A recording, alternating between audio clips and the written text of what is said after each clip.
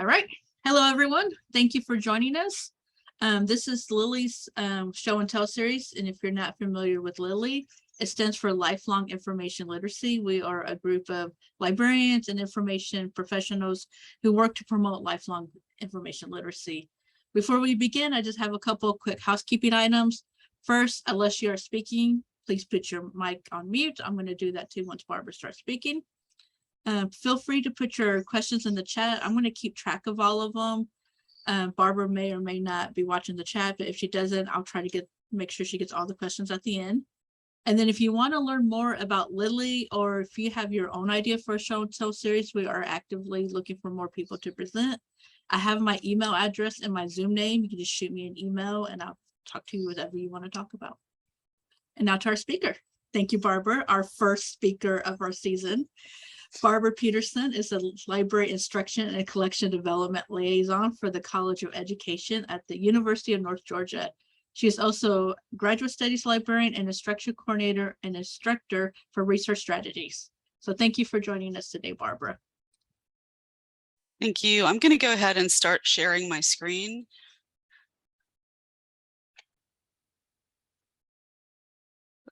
Okay.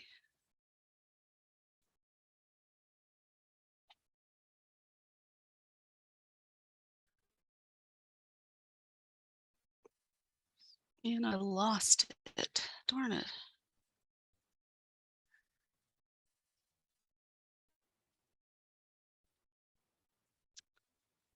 Okay. Here we go.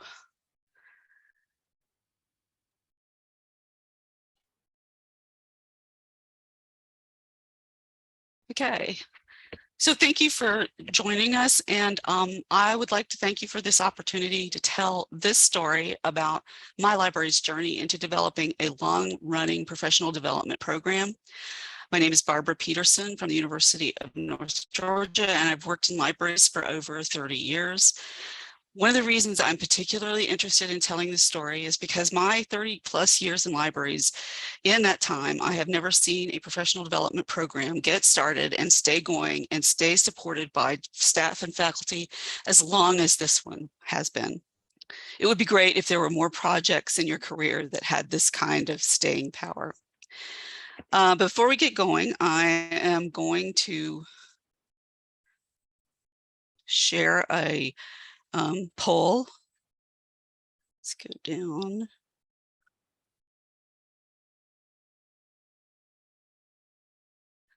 Oh, wait a minute, let me back up a minute. Just a point of clarification.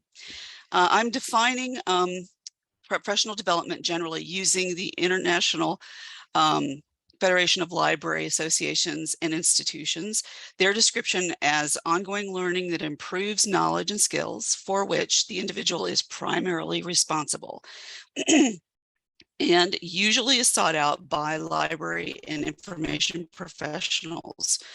There are many expressions of professional development. It's not just comprised of in-house programming. It's almost any courses or classes which improves knowledge and skills relevant to and useful in your profession. And it also includes things like attendance of webinars or conferences in person or online. And there's usually involved a component where administration keeps records of the money and the time off from work devoted for participation as evidence of their support for professional development. So now I'm going to go to my, this is the little poll. I have just 2 questions here, and there is a link to this at this is a Slido URL, slido.com. If you go to slido.com, I guess the particular poll you would access it by is LILI. So if you go to that URL and type in LILI, you should be able to access the poll. This works very well using your QR codes and your phone. So if you'd rather do it that way, that's perfectly wonderful. And I'm going to go ahead and activate this poll. And you should see it if you stay on that slido.com URL / hashtag LILI.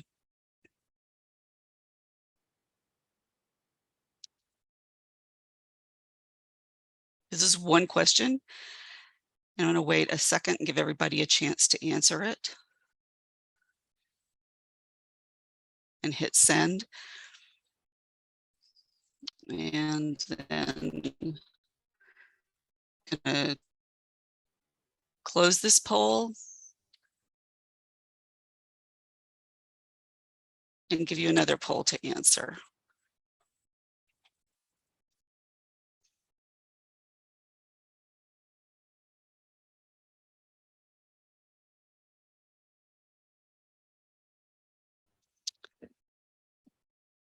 Okay. Going backwards because these are lined up differently. Let me see if I can move over here. We have about 40% looking at the question about rate of participation in in-house professional development in your library. 40% said fair and that there is no in-house professional development. 36% said that. Okay, we've had some people who are still voting. Great. About 18% are saying very good and 9% are saying good. Nobody is saying excellent. That's sad. And going back to our first question,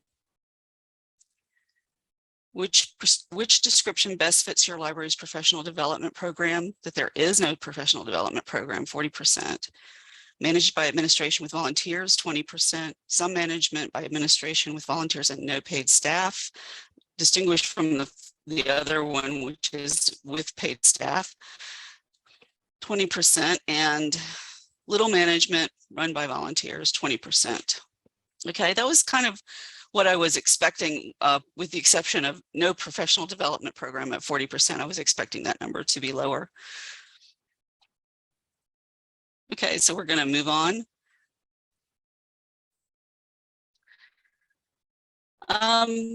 Thank you for that information. I think it gives me a good idea of, the audience and their experience and current situation with professional development. This story begins about 10 years ago when Gainesville State College was merged with North Georgia College and State University, and we became the University of North Georgia. And I have a map here just to give you an idea of how widespread these campuses were apart. These were 4 and then later 5 widely separated campuses with limited funds for travel. We knew that we needed to develop better communication, but one day everything kind of came to critical mass when we found out that one of our librarians in Dahlonega was moving to the Gainesville campus.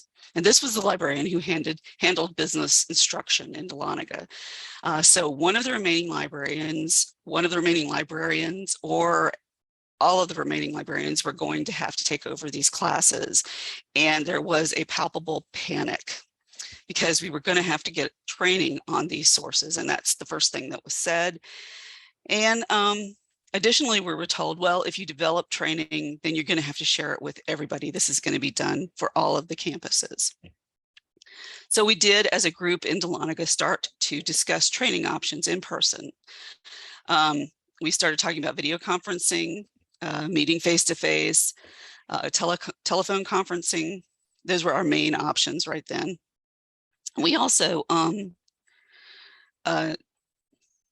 began working on putting together what we had to do for this training need. And sessions were arranged with the business librarian doing 2 in-person training sessions, one in Dahlonega and one in Gainesville. These were attended by staff and librarians from all over, meaning all over the different 4 to 5 campuses. And also there were 2 video conference sessions organized. And this was just because we had started talking about, let's start figuring out ways that we can meet collectively.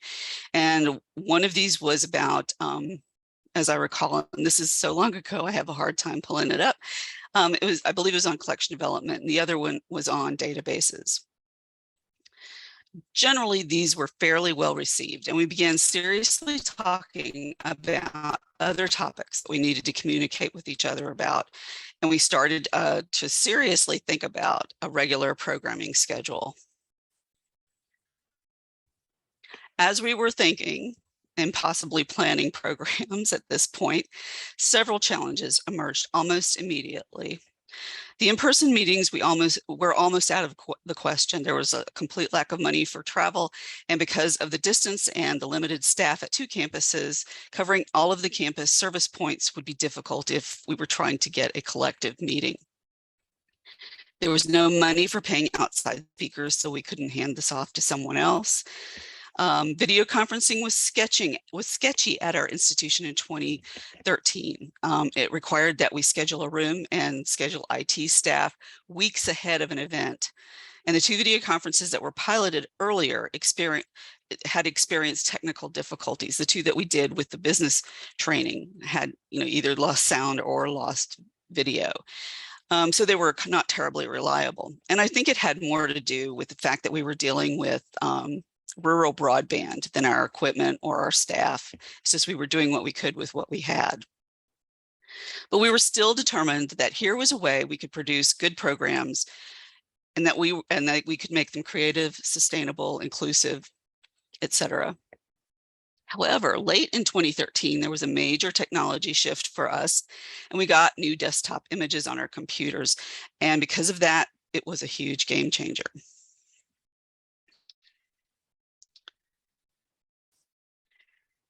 We saw the fact that we were coming up with these programs an opportunity to think differently about how we would deliver programming and keep faculty and staff engaged. We decided to focus on using our faculty and staff audience as the primary resource for presenters. In other words, and when I say faculty, staff, audience, I'm talking, and when I refer to faculty and staff, I'm talking about library faculty and staff. One thing I've learned about libraries generally is that after working in them for so long, it's they and other organizations like them that often employ very knowledgeable people who have expertise, which manages to stay hidden, and you have to seek them out. So for making this program a success, we had to keep our nose to the ground to find the experts among us. And often that was, brainstorming and beating the bushes to find someone who knows about fill in the blank, assessment, accessibility, copyright, to do a presentation. The fact, and also we had to ask the faculty that we knew their skill sets to think about expanding their skill sets a little bit. It's that he who teaches learns concept where, you know a little about something, but you need to expand what you know so that you can be more helpful to others. And the best example I have of this is myself, because this semester, I'm lined up to teach, or at least run a session where we're going to look at incorporating more Credo reference codes into our libguides so that there's more content from Credo reference, more of the stuff that are, the searches and the images and things that you can pull in from Credo reference. But I've only had a couple of training sessions on it, and I need to read and do more. So he who teaches learns.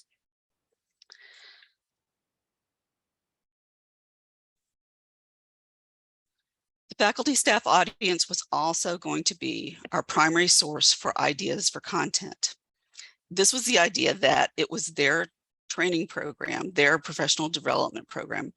And so we began soliciting proposals from them. And as it turns out, proposals that came into us from them have made up the largest group of proposals that we have received. More ideas came from them than any other group that we tried to reach out to, or from ourselves in our own brainstorming. Even early on, we thought there would be a lot of opportunities to do things that were different, but these were the things that we focused on first. So what did this look like? Well, we had an average of 7 45-minute to 1-hour sessions starting during the summer. They eventually took the form of a roundtable to emphasize discussion, the discussion piece of the session. In other words, there was a lead-in presentation, but almost always a participation piece as well. The presentations could last 20, 35, 40 minutes, but they had to leave time for discussion.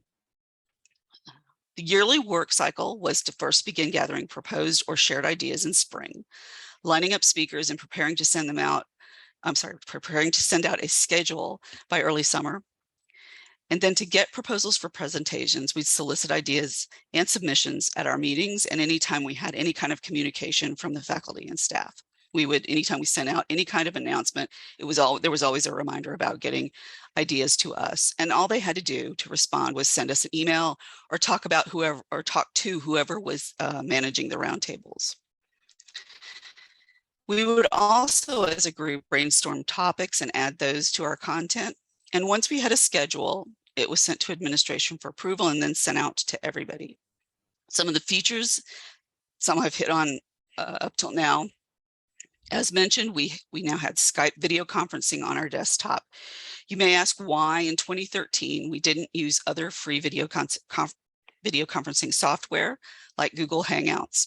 And the answer is that we were trying to stay with policy from the library. The library's policy was that we would not use any kind of application or software that was not supported by our IT people. So we really deferred and waited until they gave us the software, and that happened in 2014. Our software has changed a couple of times, and our roundtables are now delivered on Teams or Zoom. The change of delivery to video conferencing was significant in many ways, of course, like not having to do in-person scheduling at all. But another improvement it made for us, and maybe people do not consider very much, is that we could easily move around the schedule as we needed to. We could adapt and change it to meet the needs of the people who were doing the presentations. And for the time that I've been involved in our roundtables, I've certainly had some last minute cancellations, but those were simply rescheduled. And I can notify the attendees immediately, so it was never a big deal. And because we're flexible, I've never had to cancel a roundtable, just reschedule it. So here's a sample schedule from 2017, and it's kind of a variety pack.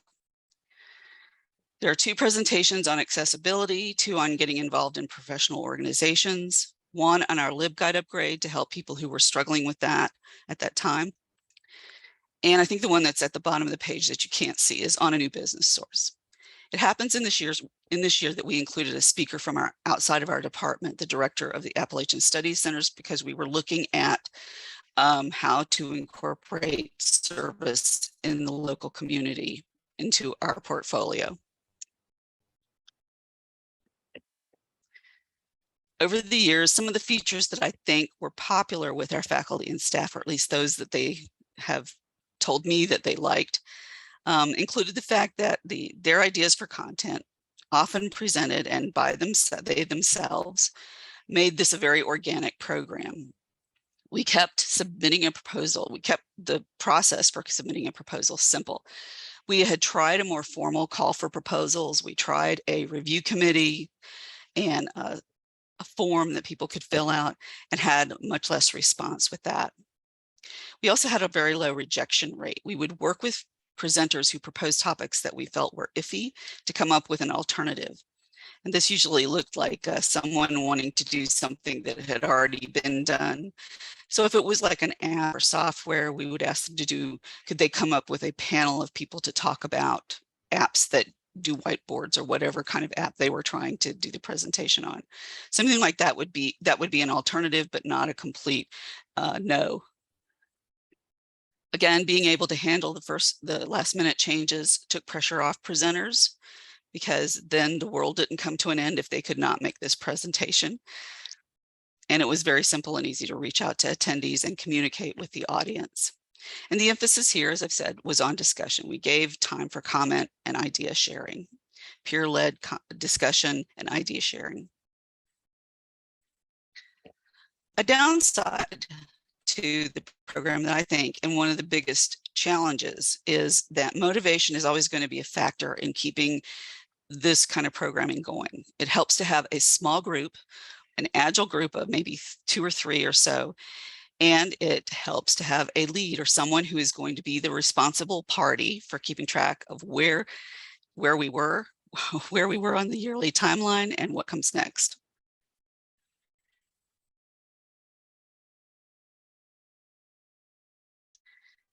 I think it was around the time of the pandemic that we stopped a minute and took a look back at the roundtables and also took a look ahead. We considered some of the best practices in IFLAI's publication on professional development. And if you're interested in finding that, you can Google IFLAI's best practices and professional development and it'll show up. IFLA organizes this by 4 stakeholders in the development of a good professional development program. So it's what the stakeholders are doing, their activities, that are considered a best practice. And the 4 stakeholders are the learner, the employer, the professional association, and library schools. As I've mentioned, the learner, according to IFLA, is the primary person responsible for their own professional development. The learner is responsible for doing self-assessment and learning what they can about what professional development they should pursue based on their performance appraisals and other information they're given at work, other feedback that they get. They should stay aware, they are responsible for staying aware of changes in the profession. And they should develop a personal learning plan also based on performance appraisals, again, and other feedback. It's interesting that this is a best practice to me because I have never known anybody to develop a performance appraisal, or I'm sorry, a personal learning plan or performance appraisal. I'm sorry, a personal learning plan. They also should be seeking out learning opportunities first to address current responsibilities so that what they do in professional development should address their current job description. The best practices that fall into the employer's responsibility are that the employer should establish oversight, provide a needs assessment, which is separate from but often alongside a performance appraisal. I'm not sure about other people, but in our organization, our performance appraisals include a section on professional development where we have goals that we have to set. The employer should offer learning opportunities, document learning, and offer a budget for professional development, which they say should be like 0.5% or 1% of the institutional budget. And I meant to check this, but I didn't.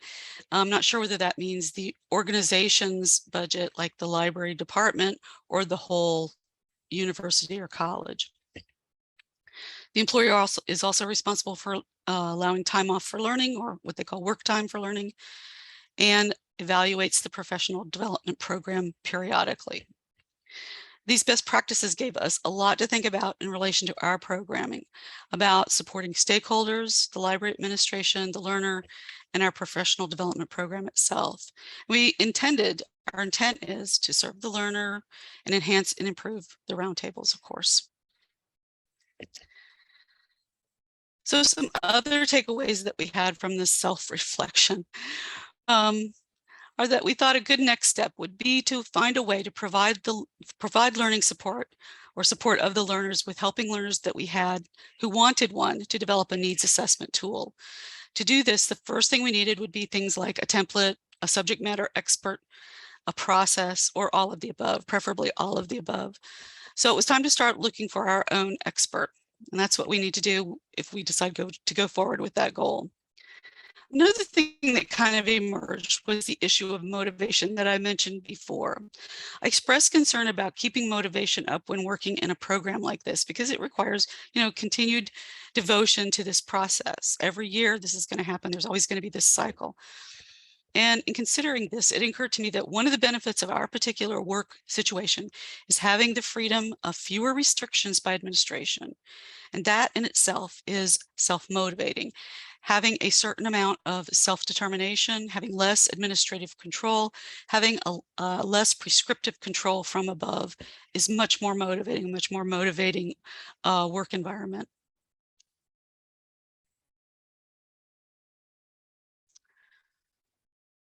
Okay, I have a timeout for a Post-it note question.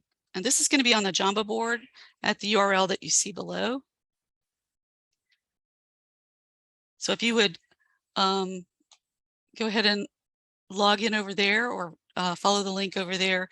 The Jamba board is set up so the tools are to the left and you can grab a Post-it note and tell me what topics are missing from your professional development program, or what would you like to see that's not there.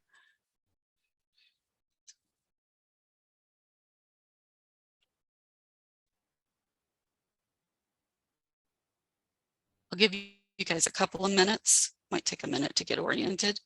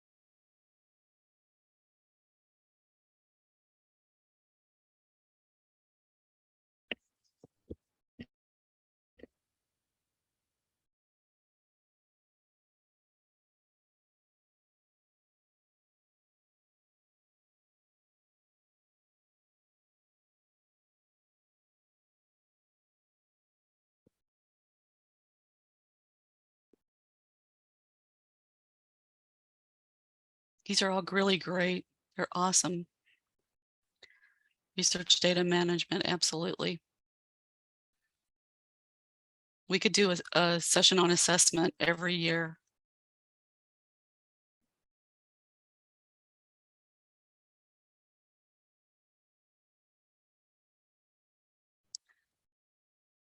Authentic professional social media presence.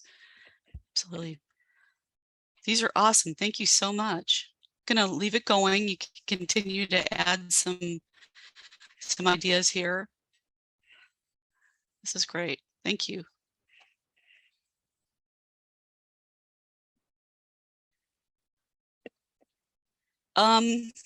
I was talking to someone about our roundtables recently, and I was asked what our secret was. And in thinking about it, I realized there is no secret or special sauce or magic bullet. The roundtables, however, have been sustained for 10 years. This started in 2013. We're almost at 2023 now. I think that because it was a convergence of a variety of good factors, important factors for success, that we've been able to sustain for that long. And all of these factors that you see here are ones that I would point to, and we're in my discussion, that I think make a difference.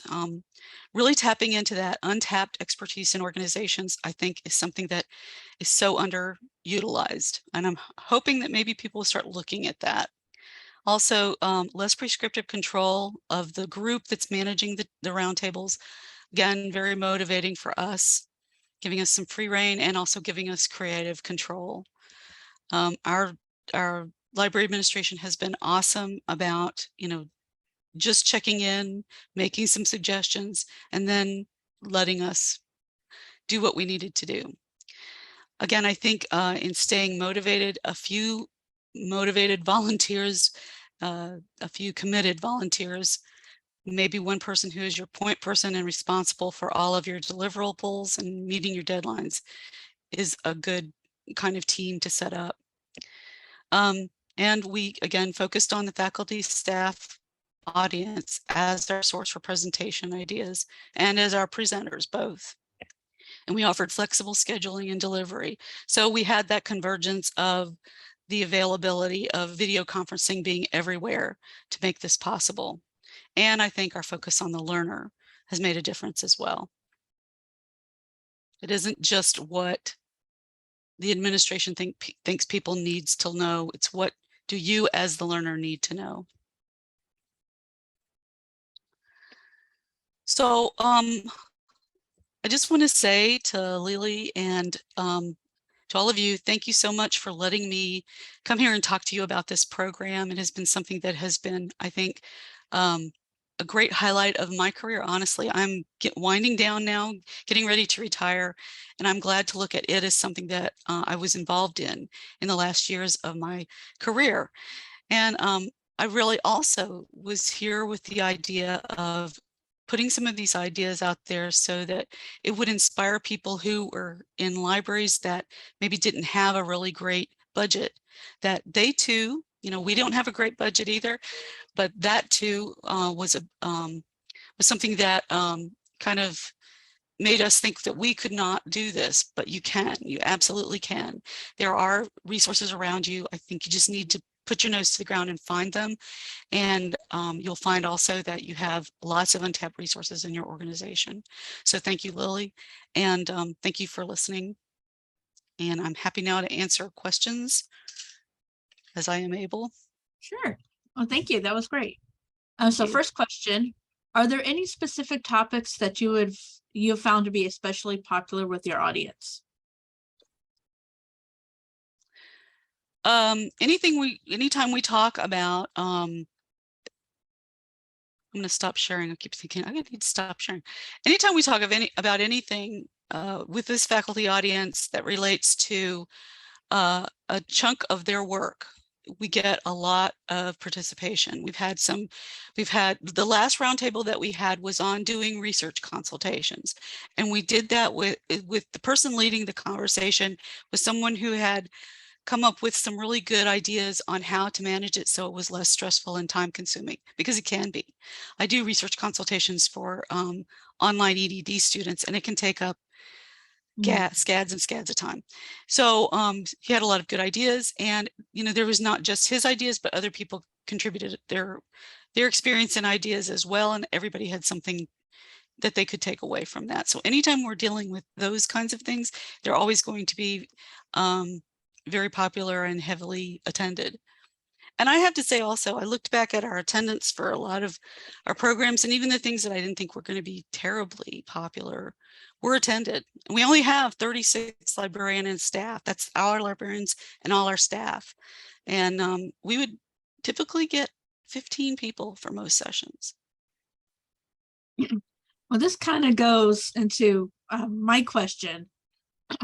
At your university, is professional development mandatory or like part of the culture? So I think I would have trouble getting 15 people in my university or in my library to participate.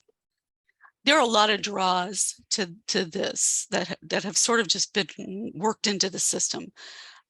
Yes, professional development is one of the sections that we have to report on in our annual report. And that's one of the things that I was saying, you could contribute your needs assessment based on what's in your professional development section. It's scholarship and professional development. They wound those two together. Not sure I would do that, but there's no perfect performance evaluation. The other thing that was a draw too is that many times folks would present on things as part of getting ready for a conference presentation. And this was considered good professional development. It was, one of the things you could cite in your professional development list, that you did sort of a department-wide kind of thing. So I think there were a lot of draws there. Okay. Were there topics that were popular with the staff? Getting the staff to attend is harder. Anything that related to when we did the conversion from one library management system to another, integrated library system to another, yes, they were all in for that. Anything that related to public service also, because that was largely where they were working most of the time. Or if the technical services folks had something that was particularly pivotal to everybody in access services or technical services, then you would see a greater turnout. What percentage of proposals do you think were accepted as is or needed that discussion you were talking about? There's only a few that we would want to tweak, that we would talk to the person about tweaking. So not that many. All right. And if I had to give a percentage, I'd say maybe one a semester. I'm sorry, one a year. Wow. Usually we're looking at them in spring, so I'm thinking spring semester. So maybe one. The Monica has this really great idea I love. We've tried watch parties for ALA and other keynote conference speakers. Is that something you've tried? Not in our department. Our multicultural student affairs does watch parties all the time, though. So I think they're great too. Yes.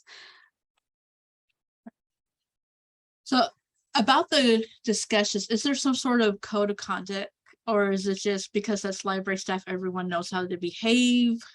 How do you keep the discussions civil, I guess?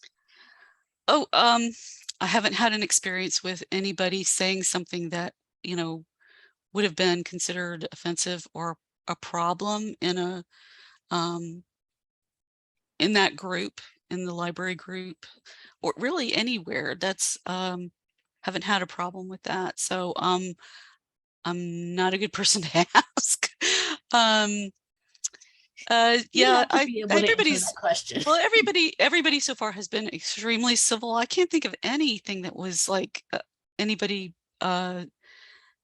leaving in a huff or feeling like they were not heard or something like that. So if there was negative feedback, that's the thing, is that this group, the group that I work with in this particular group of libraries, are often a little too reserved about speaking what they think. And so I think that it goes to the other extreme where to get some real good feedback, some honest feedback about something, you really crave that, that's what you want, but they don't want to offend you. And you know, but I haven't had any, so I maybe should be, really cornering people and asking them what's wrong with it. I guess if attendance just went away, I would start, really digging down and trying to figure out if there was something else wrong. Right. Can you share how you arrived at the timing and schedule? So is there a sweet spot in terms of the number of sessions each term and how you distributed these? Yeah, the number of seven sessions is kind of an average. Some years there would be 9, others there would be 5. It was arrived at because our summers are fairly low key, and we really wanted to get this in before the rush of August started. Our semesters begin in August. So we would have the end of May, June, and July, and that's only what, 10 weeks or so. So we would have that time. And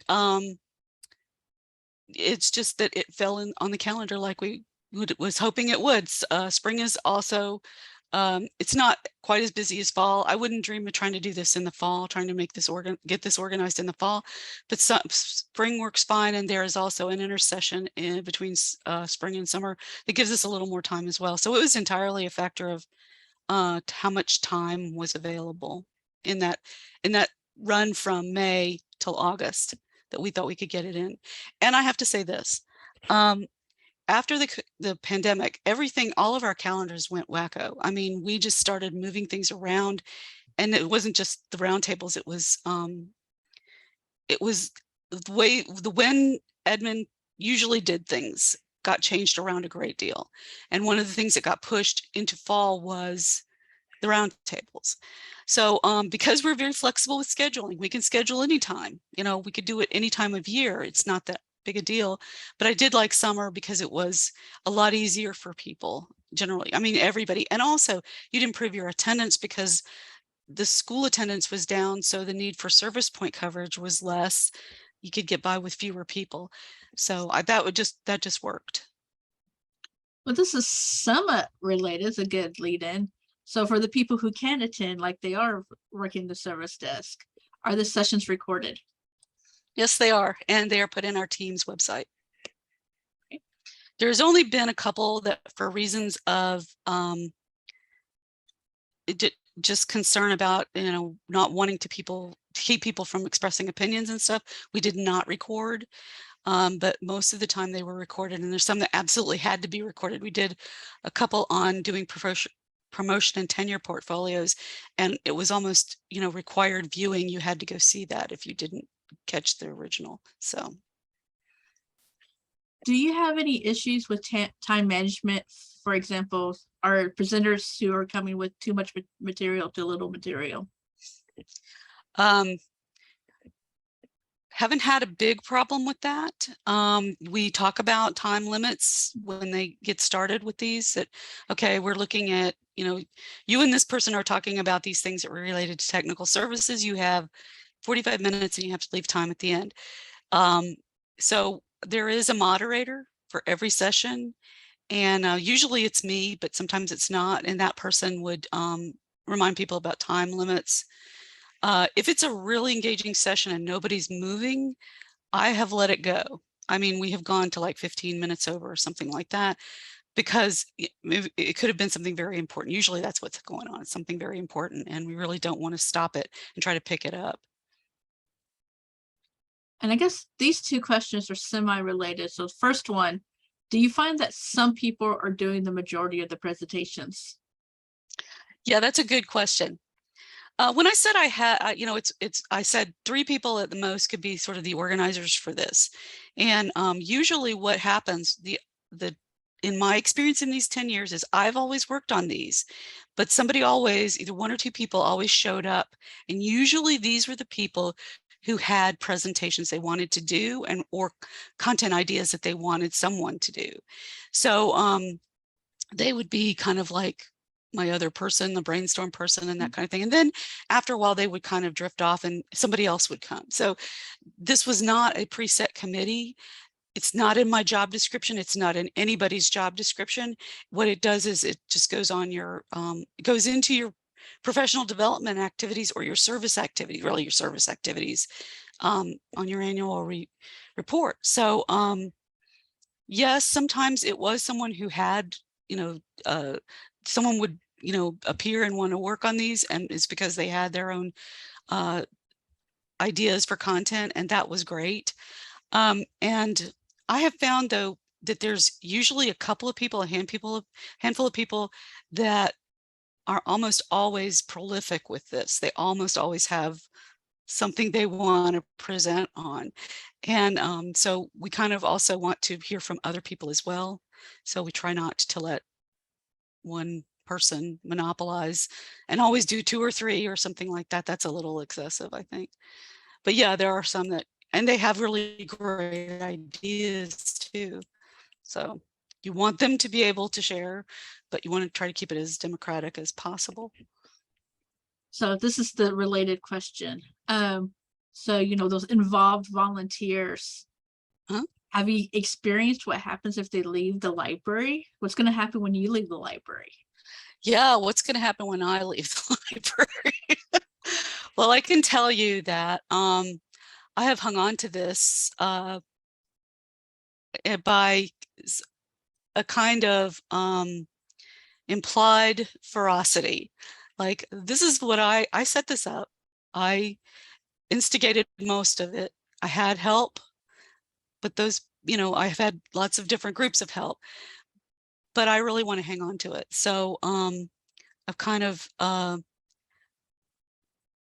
think that they know that I'm not going to be around forever. So they're kind of, other folks are saying, well, I could take that on. And I hope they do. I want them to. I think they've seen it go on long enough that they're motivated to do the same thing and keep it. Maybe, and actually not just that, I'm hoping that there will be people taking over who come up with a lot more better, different stuff that they would like to do, or no different type of organization, different type of presentation mode, different types of meetings, all of those things. I kind of focus on the content issue, and I want really good stuff in there. I'm proud that we've done things on accessibility and on building your portfolio and assessment and important topics. And but I want someone else, and I'm looking forward to when I can hand it off to someone. In the chat, our faculty affairs committee is trying to tackle this. Maybe a committee dedicated to this would work for your institution.